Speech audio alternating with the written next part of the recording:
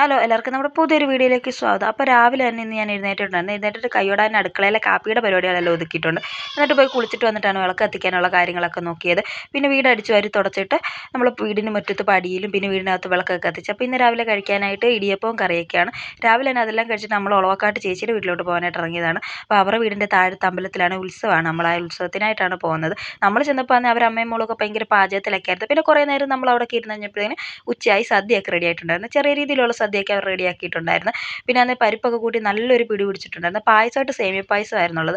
അതെല്ലാം കഴിഞ്ഞ് അങ്ങോട്ട് കുറച്ച് നേരം റെസ്റ്റ് ഒക്കെ എടുത്തപ്പോഴത്തേക്കിനും അമ്പലത്തിൽ നിന്ന് അന്ന് താലപ്പൊലി ഘോഷയാത്രയുണ്ട്. അപ്പോൾ അതിന് പോകാനായിട്ട് നമ്മുടെ റാണി റെഡി ആയിട്ട് പോകുന്നുണ്ടായിരുന്നു. അപ്പോൾ അമ്പലത്തിൽ നിന്ന് ഘോഷയാത്ര ഇറങ്ങുന്ന കാണാമെന്ന് പറഞ്ഞിട്ട് നമ്മൾ റെഡി ആയിട്ട് താഴോട്ട് പോയി. അപ്പോൾ അമ്പലത്തിൻ്റെ അടുക്കൽ ചെന്നിട്ട് ഞങ്ങൾ അന്ന് സ്റ്റേജിൻ്റെ പുറകിൽ ഒരു തിടിൽ പണിഞ്ഞിട്ടുണ്ട്, ഒരു അരമതിൽ. അപ്പോൾ നമ്മൾ അതിൽ കയറി വെയിറ്റ് ചെയ്തിരിക്കുകയാണ് ഘോഷയാത്രയൊക്കെ വരാനായിട്ട്. അപ്പോൾ ഘോഷയാത്ര വരുമ്പോൾ അതിലോട്ട് റാണി ഇടയ്ക്കൊന്ന് കയറാമെന്ന് പറഞ്ഞിട്ടാണ് റാണി അവിടെ നിൽക്കുന്നത്. അപ്പോൾ നമ്മളെ കൂട്ടാൻ ഒത്തിരി പേര് അവിടെ കാണാൻ നിൽപ്പുണ്ട്. നമ്മുടെ അയ്യപ്പായാണെങ്കിൽ അങ്ങോട്ടും ഇങ്ങോട്ടും ഓടിക്കളി തന്നെയാണ്.